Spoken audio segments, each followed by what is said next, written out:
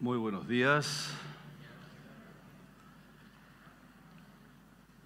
Gracias al Señor por esta semana que pudimos pasar con bien, con las bendiciones y el cuidado del Señor, y hoy poder congregarnos. Esa es una gran bendición, amén. Y hoy estamos aquí justamente para eso, para reconocerle a Él, para adorarle a Él y para escuchar su santa palabra. Vamos al pasaje que nos toca en el libro del Evangelio según San Lucas, capítulo 15, y nos introducimos en uno de las parábolas más conocidas que el Señor Jesucristo enseñó, hablando acerca de la oveja perdida, la moneda perdida y el hijo perdido o el hijo pródigo, que es lo que más se conoce, no solo en el mundo cristiano, sino también en el mundo incrédulo. Esta es una historia, una parábola muy conocida. Y es importante ver estas tres escenas como relacionadas entre sí porque tienen un enfoque único, hay una enseñanza única en estas tres historias o parábolas. Y la enseñanza de Jesús en estas parábolas responden justamente a la acusación que recibió de los fariseos por recibir a pecadores, publicanos y también cenar, comer con ellos. Entonces vamos a leer capítulo 15, versículo 1 en adelante. Dice así la palabra del Señor: Se acercaban a Jesús todos los publicanos y pecadores para oírle, y los fariseos y los escribas murmuraban diciendo: Este a los pecadores recibe y con ellos come. Entonces él les refirió esta parábola diciendo: ¿Qué hombre de vosotros, teniendo 100 ovejas, si pierde una de ellas, no deja las 99 en el desierto y va tras la que se perdió hasta encontrarla? Y cuando la encuentra, la pone sobre sus hombros gozoso, y al llegar a casa reúne a sus amigos y vecinos diciéndoles: Gozaos conmigo, porque he encontrado mi oveja que se había perdido. Os digo que así habrá más gozo en el cielo por un pecador que se arrepiente que por 99 justos que no necesitan de arrepentimiento. ¿O qué mujer que tiene 10 dracmas, si pierde una dracma, no enciende la lámpara y barre la casa y busca con diligencia hasta encontrarla? Y cuando la encuentra, reúne a sus amigos y vecinas diciendo: Gozaos conmigo, porque he encontrado la dracma que había perdido. Así os digo que hay gozo delante de los ángeles de Dios por un pecador que se arrepiente. Versículo 11. También dijo: un hombre tenía 2 hijos, y el menor de ellos dijo a su padre: Padre, dame la parte de los bienes que me corresponde. Y les repartió los bienes. No muchos días después, juntándolo todo, el hijo menor se fue lejos a una provincia apartada, y allí desperdició sus bienes viviendo perdidamente. Y cuando todo lo hubo malgastado, vino una gran hambre en aquella provincia y comenzó a faltarle. Y fue y se arrimó a uno de los ciudadanos de aquella tierra, el cual le envió a su hacienda para que apacentase cerdos. Y deseaba llenar su vientre de las algarrobas que comían los cerdos, pero nadie le daba. Y volviendo en sí, dijo: ¿Cuántos jornaleros en casa de mi padre tienen abundancia de pan, y yo aquí perezco de hambre? Me levantaré e iré a mi padre y le diré: Padre, he pecado contra el cielo y contra ti, ya no soy digno de ser llamado tu hijo, hazme como a uno de tus jornaleros. Y levantándose, vino a su padre, y cuando aún estaba lejos, lo vio su padre y fue movido a misericordia, y corrió y se echó sobre su cuello y le besó. Y el hijo le dijo: Padre, he pecado contra el cielo y contra ti, ya no soy digno de ser llamado tu hijo. Pero el padre dijo a sus siervos: Sacad el mejor vestido y vestidle, y poned un anillo en su mano y calzado en sus pies, y traed el becerro gordo y matadlo, y comamos y hagamos fiesta, porque este mi hijo muerto era y ha revivido, se había perdido y es hallado. Y comenzaron a regocijarse. Vamos a dejar ahí la lectura, vamos a continuar el próximo domingo para terminar la historia de este pasaje, de esta parábola. Vamos a orar. Padre, te damos gracias en esta mañana por permitirnos y darnos este privilegio, esta gran bendición, Señor, de estar aquí en tu casa, de adorarte, de reconocer, Señor, tu mano de compasión, de piedad, de misericordia, de amor sobre nosotros. Venimos aquí con un corazón agradecido, Señor, pero también dispuestos a escuchar tu voz, tus consejos. Hay un mundo de falsedad allá afuera, hay un mundo de engaño allá afuera, y necesitamos, Señor, fortalecernos en el conocimiento de tu palabra, fortalecer nuestras convicciones y principios de tu palabra, porque hemos de ser, Señor, saturados, golpeados, avasallados por la mentira, el engaño de Satanás en este mundo, en este sistema que Él ha creado para engañar y para alejarnos de ti. Oramos, Señor, que tú nos hables a través de tu palabra, a través de tu Espíritu Santo, Señor, y que profundices nuestros corazones, profundices nuestras mentes, corrige, exhorta, reprende, Señor, en nuestras vidas, de modo que nos ajustemos y estemos conformes, Señor, a tu voluntad y vivamos una vida conforme a la imagen de tu Hijo Jesucristo. Te lo rogamos y te agradecemos en el nombre de Cristo Jesús. Amén, amén. Muy bien, hay tres aspectos muy destacables en esta escena, en estas escenas que hemos leído, en estas parábolas. Una es la condición del hombre perdido. La segunda, la compasión de Dios por rescatar al hombre perdido.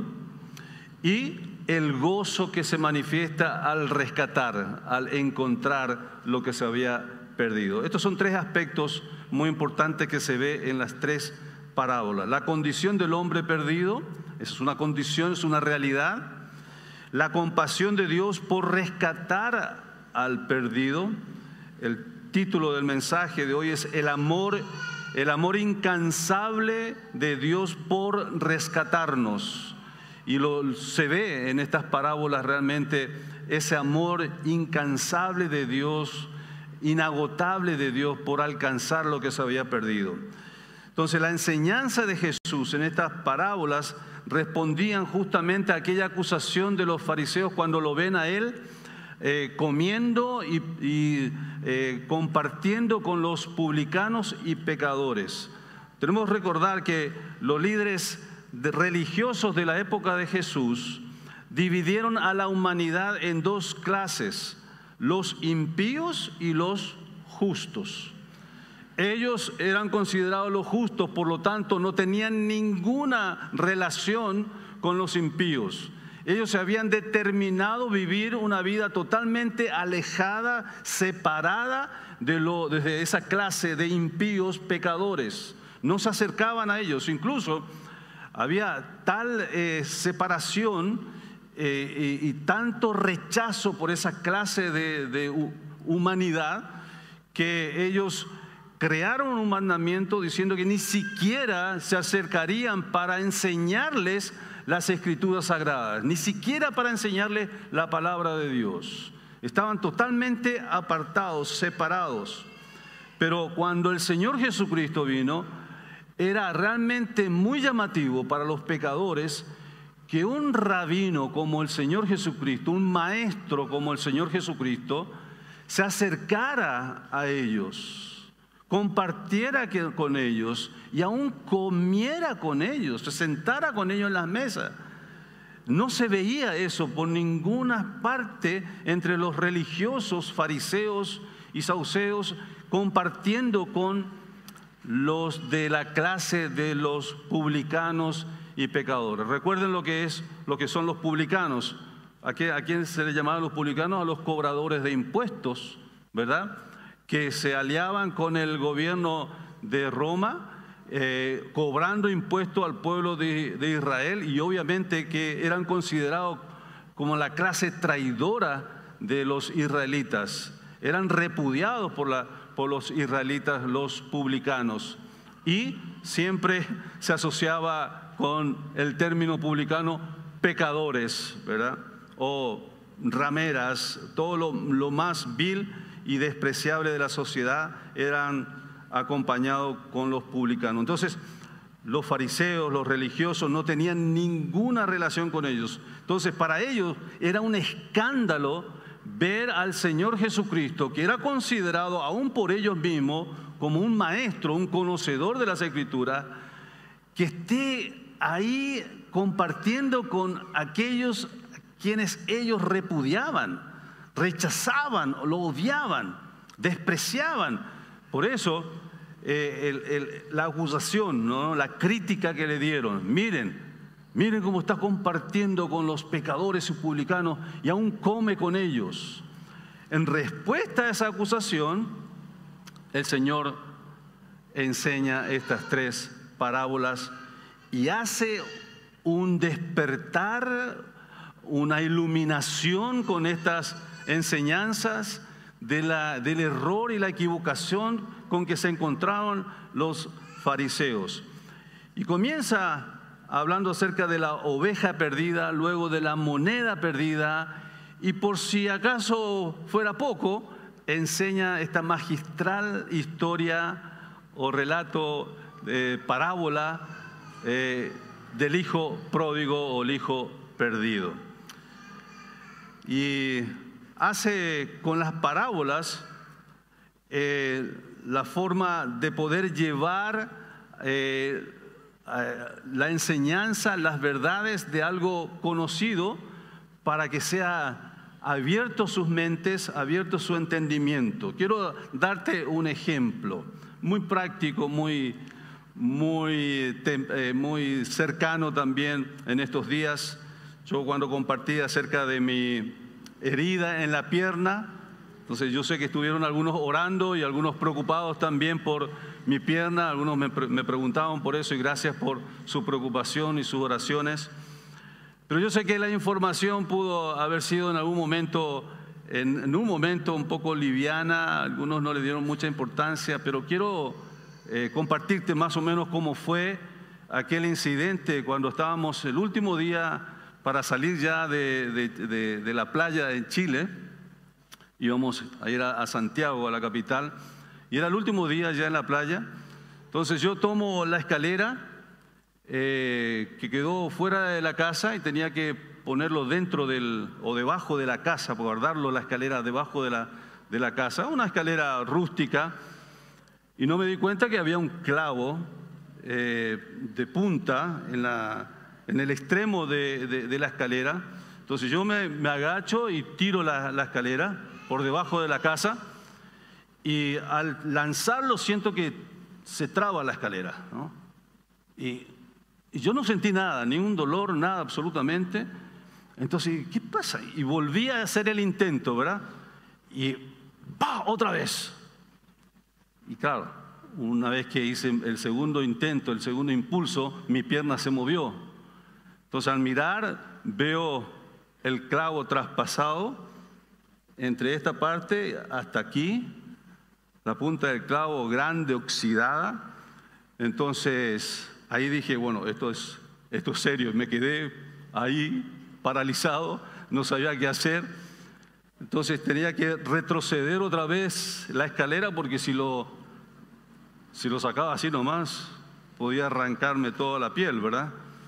Entonces poco a poco empecé a retroceder, y veía como el clavo oxidado iba saliendo ya con sangre, y hasta que por fin se quedó ahí. Parecía que iba a salir y no salía, y después hice un impulso otra vez, ahí salió, por fin. Solté la escalera, lo dejé ahí afuera, no me importó más la escalera, así que fui a buscar auxilio. Me llevaron, me inyectaron antitetánica, antibiótico, todo lo demás, me pusieron venda. Muy bien. Esa fue la historia del famoso clavo. Ahora, ¿entienden mejor la historia? Y sé que lo entienden mejor por sus rostros. Cuando empecé a ser bien gráfico y a expresarles cómo fue realmente, ahí ustedes pudieron interpretar y ver e impresionarse más con el suceso, ¿verdad? Muy bien, no es necesario que me vuelvan a preguntar cómo está mi pierna, está bien, ya está curada, está bien, gracias a Dios, está todo bien.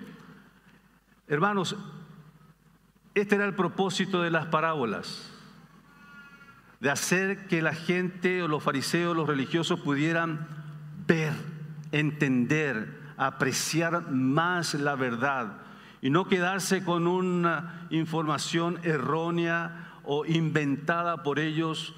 El propósito del Señor en las parábolas, a través de las parábolas era ese, de esclarizar, de hacerles ver la realidad para que ellos puedan entender el error en el que ellos se encontraban. Entonces, ojalá haya servido de algo lo del clavo, ¿verdad? Para poder entender lo que el Señor estaba queriendo hacer a través de las parábolas. Pero esa acusación le dio al Señor el pie para enseñarles a ellos del gran error en que se encontraban. Vamos a analizar un poco la primera parábola acerca de la oveja perdida. Ya lo hemos leído, si quieres volver a leerlo ahí. Jesús ve a los pecadores como la oveja perdida que se había apartado del rebaño de Dios, abandonando a su pastor y poniéndose en situación de peligro. Vamos a Isaías 53, versículo 6. Isaías 53, versículo 6. Y otro versículo, Mateo 9, 36 también, donde nos enseña acerca de la situación del ser humano pecador delante de Dios. Isaías 53, versículo 6. Todos nosotros nos descarriamos como ovejas, cada cual se apartó por su camino, mas Jehová cargó en él el pecado de todos nosotros. Otra vez, todos nosotros nos descarriamos como ovejas, cada cual se apartó por su camino, mas Jehová cargó en él el pecado de todos nosotros. Mateo capítulo 9, versículo 36.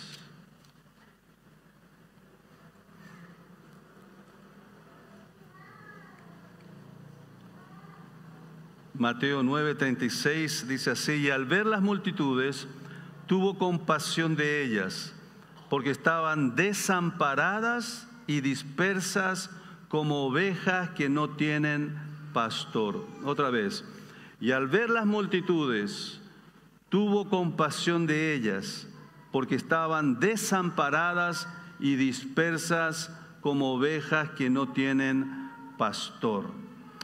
Muy bien, aquí hay algunas características que podemos ver en las ovejas. Es interesante cómo el Señor nos compara a nosotros con las ovejas. ¿Por qué? Porque ninguna criatura se pierde más fácilmente que una oveja. Ninguna es más distraída y ninguna tan incapaz de encontrar su camino de regreso al rebaño.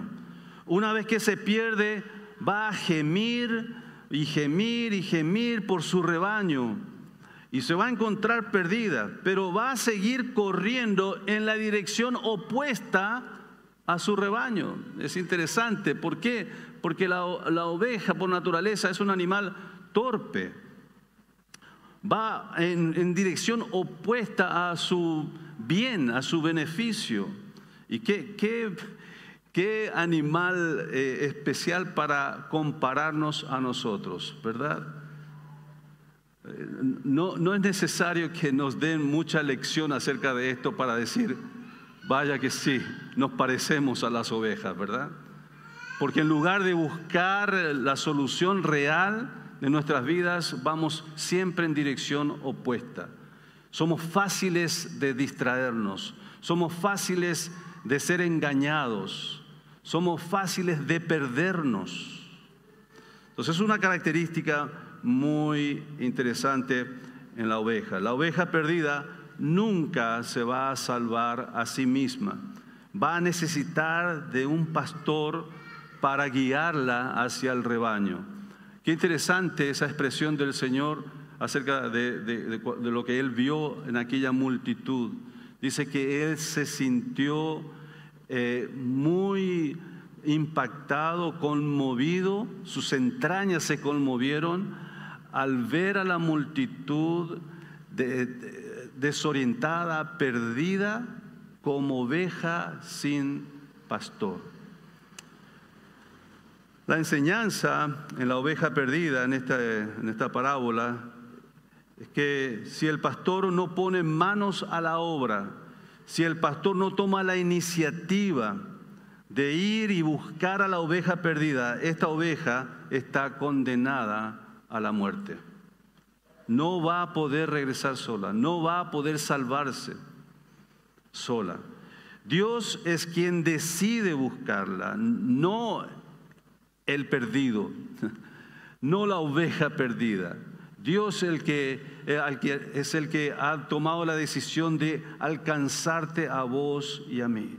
Dios es el que tomó la iniciativa para rescatarte a vos y a mí. Ninguno de nosotros hemos buscado primero a Dios. Ninguno de nosotros hemos amado primero a Dios. Nosotros le buscamos a Él, le amamos a Él porque Él nos amó y nos buscó primero. Esto es una gran e importante enseñanza que los fariseos también debían reconocer y aceptar. Ellos creían y pensaban que para que Dios aceptara al pecador, éste tendría que corregirse primero, de ser un hombre correcto, recto, justo, para presentarse delante de Dios y ser aceptado por Dios. Y decime si esta no es todavía hoy en día un pensamiento muy común entre las personas de este mundo. Todo el mundo piensa que tiene que estar correcto, tiene que arreglar su vida para acercarse a Dios. ¿No es acaso un pensamiento que vos tenías antes de conocerle? Todos pensábamos igual. No, yo no me acerco a Dios porque yo estoy mal, tengo que estar bien para poder acercarme a Dios y que Él me acepte. ¿Es cierto o no?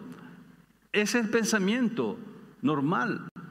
Y ya de aquella época esto era un pensamiento muy común, muy normal. Sin embargo, la enseñanza a través de esta parábola despierta la atención de los fariseos y los religiosos. Por primera vez ellos escucharon una enseñanza como esta, contraria totalmente a lo que ellos creían. De que no, Dios es el que está buscando al perdido. Y como ustedes rechazan y repudian a estos publicanos y pecadores, Dios está buscándolos. Dios ha tomado la iniciativa de rescatarles a ellos, aquellos que han reconocido su perdición y sus pecados. Dios ya está allí buscándolos, rescatándolos de su perdición. Entonces esto demuestra la condición del pecador. Lucas 19:10 nos dice justamente la misión de nuestro Señor Jesucristo. Él vino a buscar lo que se había perdido. Esta era la misión del Señor Jesús. Para eso vino. Vino a buscar lo que se había perdido. Y la condición del pecador sin Dios está perdido. Lo que el Señor está describiendo aquí no es una persona que está camino a la perdición. La condición, la naturaleza pecaminosa del hombre nos demuestra que está perdido. No es que está camino a la perdición. No es alguien que va a perderse, no, sino que es una persona que ya está perdida. Y la perdición de la persona aquí no solo se presenta como aquellos que viven tirados por la calle con las drogas, con la borrachería, con la prostitución. No, este tipo de pecado son manifestaciones grotescas ya, extremas del pecado. O sea, la perdición no tiene que ver solamente con este tipo de personas o vida, sino que uno que también pudiera estar tratando de ser recto, tratando de ser justo como los religiosos y los fariseos. A eso el Señor Jesucristo estaba apuntando. No son ellos los únicos perdidos, ustedes también están perdidos. Y ustedes están basando su justificación por sus prácticas de leyes, su obediencia a leyes. Pero la salvación no es por las obras de la ley, sino por gracia. Por tanto, tanto ellos, los pecadores y publicanos, y ustedes, los religiosos, están perdidos y necesitan salvación. Dice la parábola de la oveja perdida, cuando pierde una de ellas, Aquí, hermanos, se destaca algo maravilloso del amor del Padre, porque Él es un Dios personal. Él tiene un trato individual con cada uno de nosotros. Vamos a 2 de Pedro, capítulo 3, versículo 9.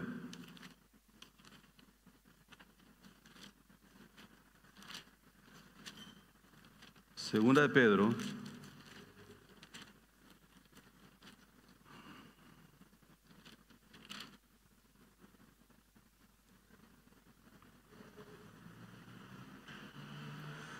capítulo 3, versículo 9, dice así: el Señor no retarda su promesa, según algunos la tienen por tardanza, sino que es paciente para con nosotros, no queriendo que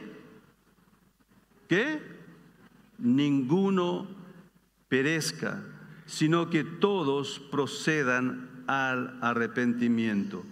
Este es el deseo de Dios. Este es el amor incansable, inagotable de este Padre que sale a buscar lo que se había perdido. ¿Por qué? Porque Él no desea que ninguno perezca, sino que todos, absolutamente todos, procedan al arrepentimiento y a la salvación, al rescate que Él está ofreciendo. Esto es una maravillosa manifestación del amor del Padre. Cuando pierde una de ellas, deja las 99 y va tras la única, aquella una sola que se ha perdido. Ese es el amor de nuestro Padre. No somos uno más del montón, no somos simplemente números. Dios es un Dios personal. Dios quiere ser tu Dios en forma individual y te conoce por nombre, te conoce por siempre. Él está contigo, no eres del montón. Esto es maravilloso considerar, hermanos. Dios es un Dios personal.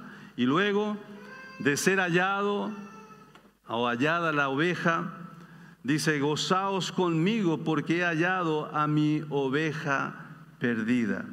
Porque hay gozo en el cielo por un pecador que se arrepiente. Gozaos conmigo porque he hallado a mi oveja perdida. Y es llamativo que dice mi oveja, pertenencia.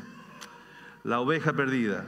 Pasamos a la siguiente parábola, la moneda perdida, y este puede ser una ilustración, una parábola poco difícil de interpretarla, pero podemos encontrar algunas lecciones interesantes acerca de esta moneda. Dice, volvemos ahí a Lucas 15.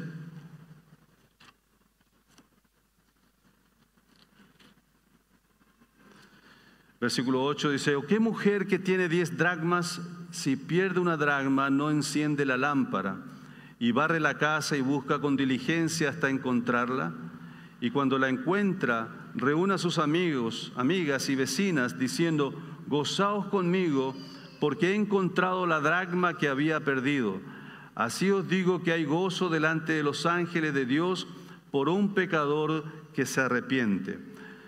El valor de la moneda, o dracma, como dice el Señor allí en ese pasaje, su valor es probable que esta moneda esté considerada con otras varias monedas más que formaban una cadena que se usaba alrededor de la cabeza de las mujeres, especialmente casadas, como una señal de que eran justamente casadas.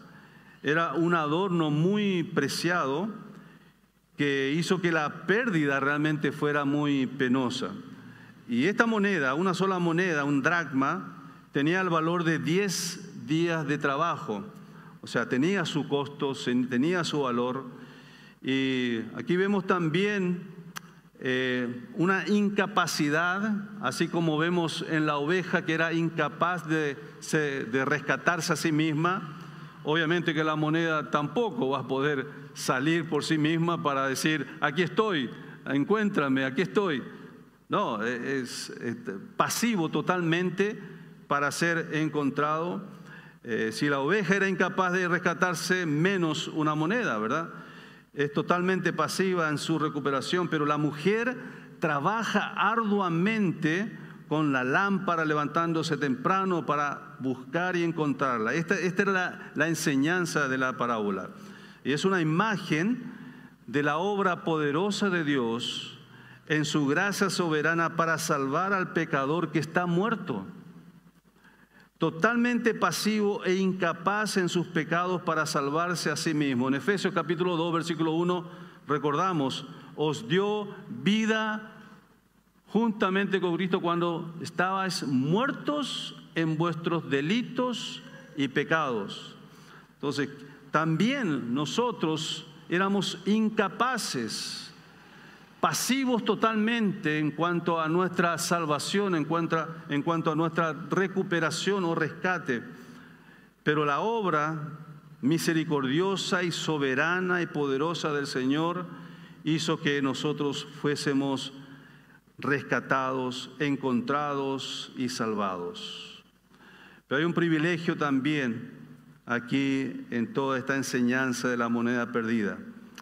En un sentido, los perdidos pertenecen a Dios. Lo sepan o no, la moneda de plata estaba extraviada, pero aún tenía dueño. Ese dueño, esa dueña estaba buscando esa moneda perdida. Cuando la mujer perdió su posesión, no perdió su derecho sobre ella. No pasó a ser de alguien más cuando se le cayó. Seguía siendo de ella. Aunque estaba perdida, le pertenecía a ella. También el Señor nos dice, lo leímos en el versículo 6, mi oveja que estaba perdida. Aunque perdida la oveja, nunca dejó de ser de su dueño, del Señor. Y qué maravilloso es contemplar estas grandes verdades. Aún aquellos que están perdidos en este mundo sin Cristo, le pertenecen a Dios. Son sus criaturas. Y así, hermano, es como debemos nosotros mirar a todo incrédulo, a todo impío que no conoce a Cristo Jesús. Pertenecen a Dios. Aunque estén perdidos, pero ellos tienen a su dueño. Su dueño todavía está buscándolos. Su dueño todavía está queriendo rescatarlos a ellos. Y sabe, vos y yo tenemos que ser parte de esa búsqueda. Tenemos que ser instrumentos en las manos de Dios para que Él pueda alcanzarlos a ellos y rescatarlos. Esta es la idea principal de toda esta enseñanza y este mensaje. Pero lamentablemente estos fariseos religiosos se creían como de una élite superior, tanto que rechazaron por completo todo lo que el Señor Jesucristo estaba enseñando con su ejemplo de buscar lo que se había perdido, de rescatar lo que se había perdido. Y dijeron ellos, no, nosotros no nos vamos a meter allí. Nosotros no vamos a ser parte de esta operación que este Jesús está haciendo. ¿Sabe? Muchos cristianos están teniendo esa misma actitud y esa misma conducta. Creen ser y pertenecer a una élite muy sacrosanta y que no están para estar perdiendo el tiempo de mezclarse y meterse con la gente pecadora. No tienen tiempo para ellos. No son tan valiosos como para que ellos dediquen su tiempo, su esfuerzo, su amor, su atención. Qué lamentable es que cristianos hoy en día tengamos esa mentalidad como los fariseos y los religiosos. Y nos mantenemos en esa burbuja, y nos conservamos en esa burbuja. Y que no queremos contaminarnos, entre comillas, con los pecadores, con los miserables y rechazados, repudiados. Cuidado, hermanos, con esa mentalidad, con esa actitud de rechazo, de repudio a aquellos a quienes Dios ama, a aquellos por quienes Dios todavía con su amor incansable está tratando de rescatarlos.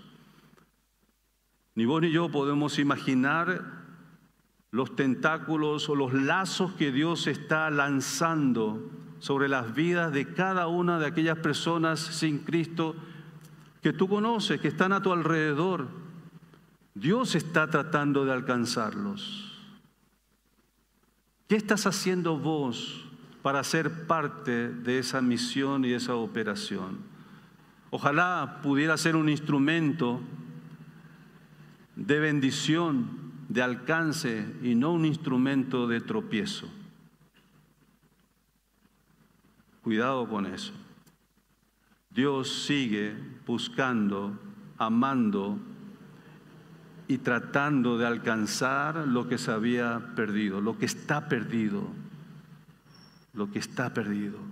Tus amigos, tus compañeros de trabajo, de colegio, de facultad, de vecinos, parientes sin Cristo, ellos están siendo buscados por Dios.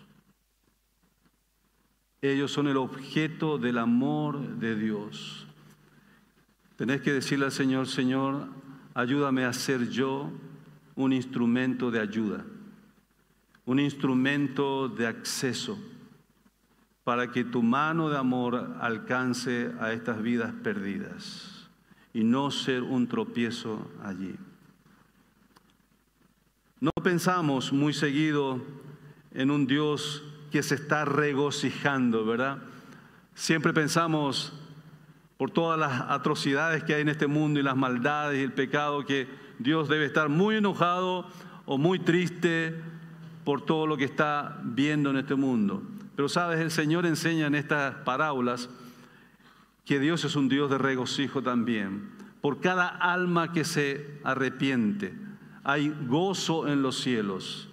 Y más todavía, Él mismo, aquel que encuentra estas almas perdidas, se regocija, se llena de gozo e invita y comparte con los demás su gozo y su regocijo. Y quiere que todos se regocijen de ese alcance, de ese rescate. Y por una sola alma, el cielo se regocija, hermanos. Mi pregunta es, ¿qué pasa con los cristianos hoy cuando almas se convierten a Cristo? Hay gozo y regocijo y fiesta en los cielos. ¿Y en la tierra? ¿Cuál es el lugar en la tierra donde deberíamos experimentar regocijo y gozo por un alma que se convierte? ¿Cuál? ¿Cuál es el lugar? Díganme ustedes. Díganme ustedes. ¿Dónde? ¿Dónde hay un lugar en la tierra donde tiene que regocijarse por un alma que se convierte? La iglesia, los cristianos. Este es el lugar donde nosotros deberíamos estar, pero regocijándonos, gozándonos por cada alma que se convierte, por cada persona nueva que entra aquí como visita, por primera vez quizás en la iglesia. Por cada persona que no conoce a Cristo y llega a sentarse aquí, tiene que haber gozo, hermanos. Tiene que haber un ánimo, un entusiasmo por esa alma que está acercándose a su Creador. Pero lamentablemente no sucede en su totalidad. Quizás haya unos pocos que se regocijan y se gozan, conforme al regocijo y al gozo que se experimenta en el cielo. Pero ¿sabes cuál es el problema? Lo sabes, ¿verdad? Es el pecado. Es el pecado. El pecado ha llenado tanto nuestras mentes y nuestros corazones que no nos gozamos por estas cosas. Vemos a un alma nueva, una cara, un rostro nuevo. Ni siquiera voy para preguntarle. Ni siquiera me acerco para decirle, qué alegría tenerte. ¿Cómo es tu nombre? ¿Quién te invitó? ¿Cómo llegaste aquí? ¿De dónde sos? ¿Tenés algún motivo de oración por el cual quieres que yo ore? ¿Puedo orar por ti? ¿Es esta nuestra actitud, nuestra iniciativa? ¿Es esta nuestra misión como el Señor que vino a esta tierra a buscar lo que se había perdido? ¿Cuál es tu actitud, hermano, frente a los perdidos? ¿O es como los fariseos religiosos? No, yo no me meto. Que hablen con ellos los pastores, los líderes. No, yo estoy en otro asunto, en otro tema. Estoy mucho más arriba. Hermanos, esto es despreciable. Una actitud así en un llamado cristiano es despreciable. Dios no va a estar contento con una actitud así en su pueblo. Si hay gozo en los cielos por un pecador salvado, entonces la iglesia, los cristianos en la tierra deben también experimentar gozo y regocijo. Muchas de las personas religiosas de los días de Jesús creían cosas diferentes e incluso tenían un dicho que decía, habrá gozo en el cielo por un pecador que sea destruido ante Dios. ¿Te das cuenta hasta qué punto podemos llegar a tener orgullo y maldad en nuestro corazón? Habrá gozo en el cielo por un pecador que sea destruido ante Dios. Esta era una forma de pensar de muchos religiosos en la época de Jesús. Pero el Señor da otra lección aquí. Habrá gozo en los cielos por un pecador arrepentido.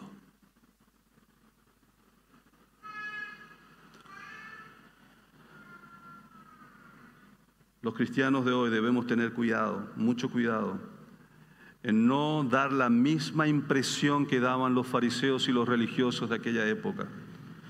Cuando hablamos de incrédulos sin compasión y en forma de repudio.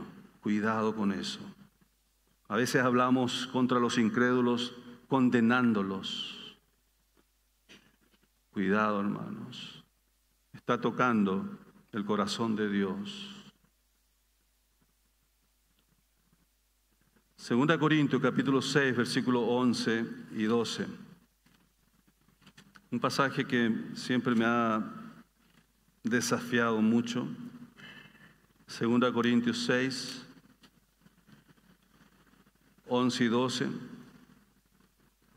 Yo no sé cómo es tu actitud, tu corazón con respecto a lo que estamos hablando. El de amar a las almas perdidas, amar a los incrédulos, tener compasión de ellos. Quizás no estás desarrollado en ese carácter, en ese amor, pero quiero decirte con estos versículos que esta es una decisión tuya. Nadie más tiene la culpa, nadie más es responsable sino vos. Vos sos el que decidís si vas a amar o no a alguien. Amar es una decisión, no es simplemente un sentimiento. Y el apóstol Pablo lo describe de esta manera aquí, hablándole a los corintios. 2 Corintios 6, 11 y 12. Nuestra boca se ha abierto a vosotros, oh corintios. Nuestro corazón se ha ensanchado. No estáis estrechos en nosotros, Pero si sois estrechos en vuestro propio corazón, pues para corresponder del mismo modo, como a hijos hablo, ensanchaos también vosotros. ¿Sabe qué está diciendo el apóstol Pablo? Nuestro corazón está ensanchado por ustedes. Lo hemos ensanchado, hemos decidido amarlos. Sean como sean, tengan sus defectos, lo que sean. Pero en nuestro corazón hemos decidido ensancharlo por ustedes, para amarlos. Porque Dios los ama así. Dios no es estrecho en su corazón para amarnos. Entonces le está diciendo a ellos, ustedes corintios, ustedes mismos se han cerrado, se han estrechado en su corazón con respecto a nosotros. No son sinceros, no son abiertos a nosotros, no son transparentes a nosotros, como nosotros lo somos con ustedes. Por favor, como a hijos les hablo, abran sus corazones, ábranlo, ensánchenlo, así como nosotros lo hemos hecho por ustedes. Es una decisión, hermanos. Yo decido amar a un incrédulo vecino. Yo decido amar a un pariente incrédulo. Yo decido amar. Yo decido ensanchar mi corazón. Yo decido. Y amor es acción. Cuando ensancho mi corazón, cuando amo a una persona, lo demuestro, lo manifiesto. Hay acción allí, hay demostración de amor. Quiero darte un desafío. ¿Tenés alguna persona cercana, incrédula? Sabes que va al infierno si se muere sin Cristo, ¿verdad? ¿Lo has pensado, lo has analizado? Piénsalo otra vez, medítalo. Y decirle al Señor, Señor, pon una carga en mi corazón por esta persona o por estas personas. Pon una carga en mi corazón porque sé que si ellos se mueren van al infierno por toda la eternidad. Y yo no les he hablado todavía de Cristo. Yo no les he mostrado todavía el amor de Cristo a ellos. Pon esa carga en mi corazón, Señor. Y segundo, Señor, yo te pido que me ayudes en el momento de hablar con ellos. Voy a hablarles, voy a manifestar mi amor. Voy a llevarles algo, un presente, un regalo, algo que demuestre que amo. Manifiéstate, hermano, hermana. Si vos no estás manifestando amor, no estás ensanchándote. Te estás estrechando. Y tu vida se va a morir asfixiada por el egoísmo y el orgullo. Ensánchate. Abre tu corazón. Manifiesta tu amor a incrédulos, a creyentes. Desarrollemos, por eso el apóstol Pablo anima y alienta que vuestro amor abunde, abunde, abunde, abunde más y más y más y más, porque no hay límites. El límite es el amor de Dios, hermanos. El amor de Dios no tiene límites, es incansable e inagotable. Por eso vos y yo necesitamos desarrollar este amor. Necesitamos, hermanos, amarnos entre nosotros los creyentes, amar a los incrédulos sin Cristo. Ensanchaos vosotros también. Y Jesús agrega justamente esta enseñanza de que en el cielo hay gozo por cada alma arrepentida, pecador arrepentido.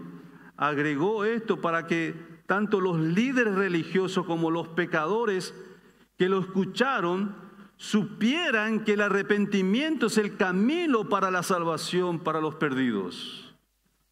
Él quería que ellos aprendieran esto, entendieran esta gran verdad. Tanto, no solamente los publicanos y pecadores, ustedes también necesitan ser salvos porque están perdidos. Pero para ser salvos tienen que arrepentirse, porque solamente así serán salvos. Y cuando sean salvos, wow, gozo y fiesta habrá en los cielos. Y el versículo 11, otra vez en Lucas 15,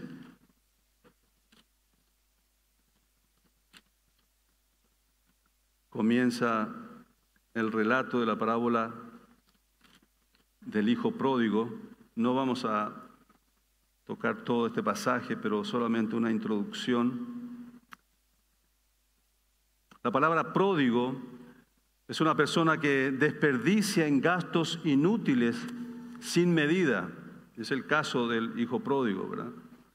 El pródigo era el menor de 2 hijos, el que se perdió o el que decidió alejarse y exigir su herencia y desperdiciarlo por completo, es el hijo menor. Pero el versículo 25 se enfoca en el hijo mayor y en su relación con su padre, y eso lo vamos a ver el próximo domingo. Ahora, los 2 tipos de personas que el Señor se enfrentó en todo el tiempo de su ministerio eran justamente este tipo de personas al cual estos 2 hermanos representaban. El hijo menor representaba a la clase perdida, a la clase de pecadores y publicanos. Y el hijo mayor representa a la élite, a la clase pura de la sociedad o los fariseos y escribas. A este grupo representaba el hijo mayor.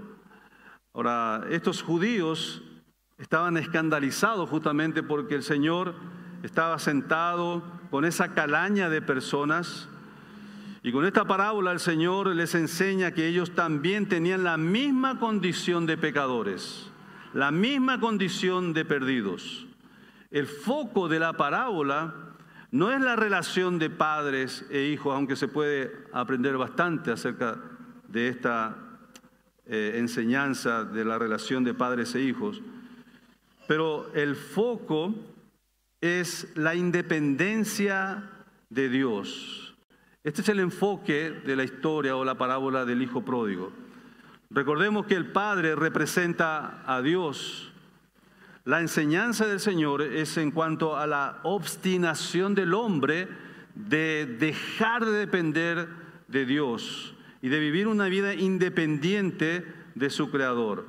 Y también el amor incansable de Dios por rescatarlo de su perdición. Este es el centro, el enfoque de la parábola del hijo pródigo. Y aquí vemos la rebelión del hijo menor, la rebelión del hijo menor. Él no deseaba seguir bajo la sombra de la autoridad de su padre. Ya no quería sentirse bajo restricciones, bajo límites. Él quería libertad. Una libertad que lo llevaría al libertinaje. Exigió la herencia como si su padre estuviera muerto, porque la herencia se da cuando muere una persona, ¿verdad? Entonces, habrá sido doloroso para el padre escuchar que el hijo exigía su herencia como si no importara que su padre seguía vivo. Ya prácticamente en su mente este hijo, con su obsesión de libertad, de independencia, una rebelión declarada, ya no le importaba que su padre esté con vida. Ahora, Dios habla muy en serio, hermanos, cuando manda que honremos a nuestros padres. Existe un propósito de Dios bajo la sumisión a la autoridad de los padres. Y escuchen bien, adolescentes, jóvenes. Dios no puso este mandamiento simplemente por accidente o sin sentido. Honrarás a tus padres, punto final, sin ninguna otra condición. Porque hay un mandamiento con promesa aquí y hay un propósito de parte de Dios de formar tu carácter bajo la sumisión y dependencia de la autoridad que Dios puso en tu vida, que son tus padres. Ahora, Dios no va a tomar en forma liviana la rebelión de los hijos contra sus padres. Esto va a traer consecuencias. va a traer disciplina, va a traer castigo. Dios no va a tomar por inocente al hijo rebelde, al hijo que ha despreciado a la autoridad de sus padres. Ten cuidado, adolescente, joven, de gestar en tu corazón, de iniciar en tu corazón una determinación de independencia y de falta de respeto y de rebelión contra la autoridad de tus padres. Esto es un asunto que hay que tomarlo con mucho cuidado. Adolescentes, jóvenes, hoy en día han marcado su futuro en desgracia por haberse rebelado contra sus padres. Y se ve por todas partes consecuencias y resultados realmente trágicos en la vida de jóvenes que han tenido esa actitud contra sus padres. Cuando este padre escucha la voz de su hijo hablando de esa manera, obviamente que cualquiera podría decir, podía este padre darle una bofetada y echarlo de la casa sin nada, ¿verdad? Pero aquí vemos la enseñanza del amor incansable de Dios en nuestras vidas también. Ahora, ¿cuál fue la motivación que este hijo pudo haber tenido para esta rebelión contra su padre? Quizás estaba cansado de obedecer a su padre porque estaba deseoso de alcanzar la falsa libertad que se promueve allá afuera. Deseaba quizás también escapar de la vigilancia de su padre. Ya no soportaba estar bajo la dirección de él. Quería tener libertad por completo en todas sus acciones y toda su voluntad.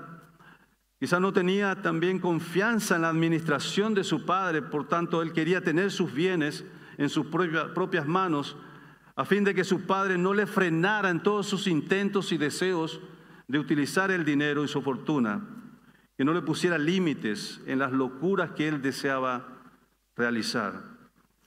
Pero también es probable que estaba engreído, sobrepasado en orgullo. Tenía una opinión muy alta de su propia suficiencia o autosuficiencia y capacidad. Pensaba que teniendo su dinero en sus manos estarían seguras y le haría un uso mejor. No hay algo que perjudique más la vida de un joven, hermanos, que su orgullo y su autosuficiencia o su sentido de autosuficiencia. Porque ninguno de nosotros somos autosuficientes. Creer que lo sabemos todo y menospreciar a las autoridades, a los padres en nuestras vidas, eso trae desgracia, tragedia en nuestras vidas. El amor del Padre se destaca ante esta rebelión y aquí vemos al Padre buscando juntar la herencia y darle a su hijo la exigencia y el reclamo que él pedía. Cualquiera esperaría que un padre así, incluso la sociedad de aquel entonces, pudieron haber criticado al padre acerca de su actitud y su respuesta a su hijo, un hijo rebelde. Pero aquí vemos a un padre compasivo, con un amor que permitió la rebeldía y cedió ante la exigencia, sabiendo que el futuro, su hijo, tendría que cosechar lo que estaba sembrando en ese momento. No podemos pensar que en ese tiempo el dinero lo tenían en un banco y entregó a su hijo un cheque por su herencia. No, debe haber vendido terreno, tierras, animales para poder juntar la herencia que le correspondía a su hijo. Incluso tuvo que también apartar para su otro hijo. O sea, todo fue un conflicto económico, familiar. También podemos pensar que toda esa herencia pertenecía a la familia por varias generaciones. O sea, Era terrible lo que estaba haciendo este hijo menor en su rebelión, en su rebeldía contra su padre. Estaba dañando, afectando, no solamente en su actitud de irreverencia, irrespeto, independencia, rebeldía, sino que también afectando su vida económica familiar. Y en lugar de encenderse en ira contra su hijo, lo siguió amando con un amor entrañable.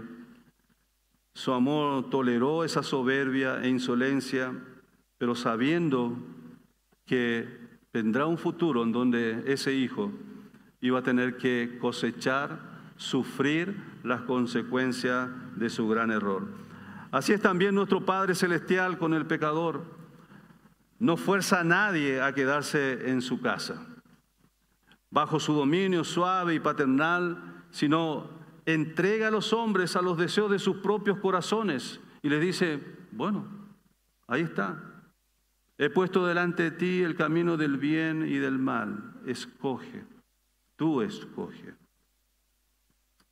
Cada una de esas decisiones tiene resultados y consecuencias. Su fracaso le vino de sorpresa y vemos en el relato que de repente todo se le fue, se le esfumó, disfrutó lo que duró su fortuna, disfrutó lo que duró la amistad que tuvo con sus amigos mientras él tenía todo el dinero, pero de repente él se dio cuenta que ya no tenía absolutamente nada y dice que llegó un tiempo de hambruna, tanto que él tuvo que aceptar un trabajo de cuidador de cerdos. Y ustedes saben que los cerdos eran animales despreciables por los judíos. Y ahí estaba, ahí terminó. Ese fracaso le vino de sorpresa. Nadie en su condición de adinerado, libre y autosuficiente podría pensar que llegaría a una ruina como el que llegó este joven y tan pronto, tan rápido. Y es así como sucede. A veces creemos que lo tenemos todo, que hemos conseguido y que vamos a salirnos con la nuestra, que nuestro plan se va a realizar. Lejos de Dios, sin los consejos de Dios, lejos de la voluntad de Dios. No, mi querido, muy pronto te vas a encontrar con un fracaso absoluto. El fracaso viene de sorpresa cuando vivimos, tomamos decisiones y caminamos lejos de la voluntad de Dios. En rebeldía contra Dios nos alejamos y el fracaso viene de sorpresa. Esta condición es un gran ejemplo en la condición pecadora en la que cada hombre ha caído. Por ejemplo, la condición apartada del hombre de Dios. Es el pecado lo que nos separa de Dios. La condición del pecador es el derroche. Derrochamos las bendiciones que Dios nos da. Derrochamos la salud que Dios nos da. Derrochamos los talentos. Tantas cosas que Dios nos da, lo derrochamos. La condición del pecador es de miseria y necesidad. Cuanto más nos alejamos de Dios y que pretendemos vivir una vida independiente de Dios, nos entregamos más y más a la miseria y a las necesidades.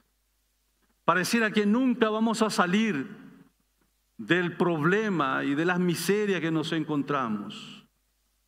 La condición del pecador es el de esclavitud. Juan 8:34 dice, todo el que comete pecado, esclavo es del pecado. Esclavitud. La condición de perpetua insatisfacción también. Dice que él deseaba llenar su vientre con la comida de los cerdos. La condición del hombre pecador, lejos de Dios, de su Creador, es de perpetua insatisfacción. Si hay algo que caracteriza a este mundo sin Dios, hermanos, es la insatisfacción. Nadie está satisfecho. Por más alto que hayan pretendido llegar, por más posesiones que hayan tenido en este mundo, nada hay que pueda satisfacer, solamente Cristo Jesús. La condición del pecador es un estado de muerte. Ezequiel 18:32 dice el Señor: porque no quiero la muerte del que muere, convertíos y viviréis. La condición del pecador es de perdición. Todas estas enseñanzas lo sacamos de la parábola del hijo pródigo, del hijo perdido. Derroche, miseria, esclavitud, insatisfacción, muerte, perdición, locura y desvarío. Estas son las características de una vida lejos de Dios. El Señor Jesucristo dio un golpe tremendo a las mentes de estos fariseos y religiosos, pero también de los pecadores y publicanos, y de la necesidad que ellos tenían de entender su perdición, que estaban perdidos, pero que hay un Dios lleno de amor buscando, amándolos y deseando con todo su corazón rescatarlos de la perdición. Hoy nosotros estamos disfrutando de las bendiciones de Dios. No sé cuál es tu condición, eres creyente, eres salvo o no. Tienes que entender de que Dios está con esa misión, con esa búsqueda de alcanzar lo que se vaya perdido. Si no has conocido a Cristo como Salvador, estás perdido, estás perdida. Estás desorientada como oveja sin pastor. Pero tienes que saber de que Dios te demostró su grande amor enviando a su Hijo Jesucristo a morir por vos. Necesitas a Cristo para ser salvo, salva. Necesitas a Cristo para restaurar tu comunión y tu relación personal con Dios, tu Creador. Ven a Cristo, ven a Dios. Ven a la salvación que Dios te está otorgando, te está regalando en la persona de su Hijo Jesucristo. Cristo Jesús ya murió en la cruz por tus pecados. Ya no tienes que hacer absolutamente nada para ser salvo. Solo reconoce tu perdición. Reconoce que necesitas a Cristo como Salvador. Reconoce que Él ya pagó todos tus pecados en aquella cruz, que derramó su sangre preciosa para limpiarte de todos tus pecados. Confiesa tu pecado, arrepiéntete de ellos y ven a Cristo, abraza a Cristo, sé salvo, sé salva, porque para eso vino Él. Vamos a inclinar nuestros rostros y vamos a orar. Si estás aquí y no has conocido aún la salvación en Cristo Jesús, si no tienes aún la seguridad de si mueres hoy, entrarás en el reino de los cielos, ¿sabes? Esa es la preocupación más grande que deberías tener. La preocupación más grande que el ser humano debe tener es ¿dónde pasará la eternidad? Sabes que tu alma, tu espíritu no perecerá, no se terminará, seguirá existiendo. Tu cuerpo volverá a ser polvo, pero tu alma, tu espíritu seguirá. ¿Cuál es tu destino? ¿El cielo o el infierno? Si conoces a Cristo como Salvador, si tienes a Cristo en tu corazón, eres salvo, eres salva. Pero si aún no has recibido, no has reconocido tus pecados, no te has arrepentido y no has reconocido que eres perdida, perdido, que estás perdido, ven a Cristo. Él dice, he aquí yo estoy a la puerta y llamo. Si alguno oye mi voz y abre la puerta, entraré a Él, viviré en Él y Él conmigo.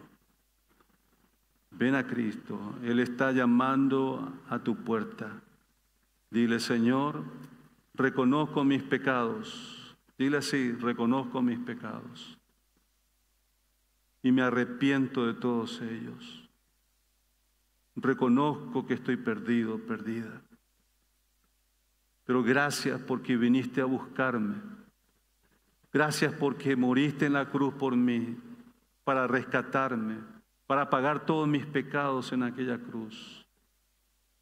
Reconozco hoy que tú eres el Señor, tú eres mi Salvador.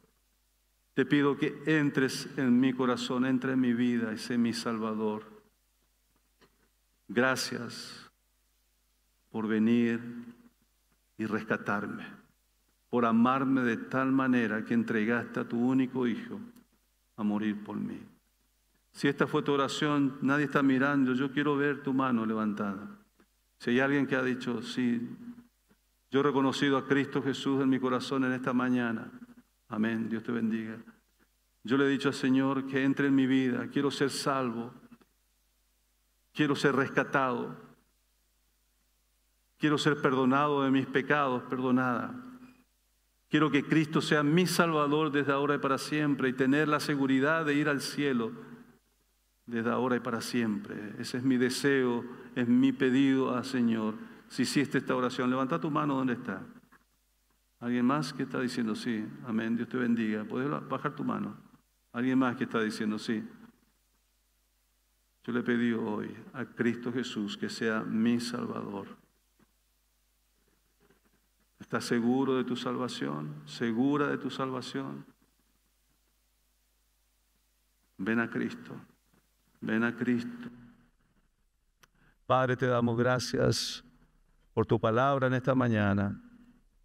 Te damos gracias por ese amor incansable que sigue adelante, sigue buscando, sigue anhelante, sigue mostrando esa misericordia, esa compasión. Ayúdanos, Señor, como iglesia, como hijos tuyos, Señor, a ser un instrumento en ese propósito, en esa misión, Señor. No un tropiezo, sino un acceso, una ayuda, una colaboración, Señor, en esta obra de alcanzar almas para Cristo. Ayúdanos, Señor, a ensanchar nuestros corazones, de mirar a cada persona a nuestro alrededor que no te conoce como el objeto de tu amor, que por ellos tú estás, Señor, trabajando cada día incansablemente por alcanzar sus corazones, sus vidas y rescatarlos, Señor. Oramos, Señor, que seamos parte de esta gran operación, Señor, en todo el mundo, comenzando desde casa, Señor, en el nombre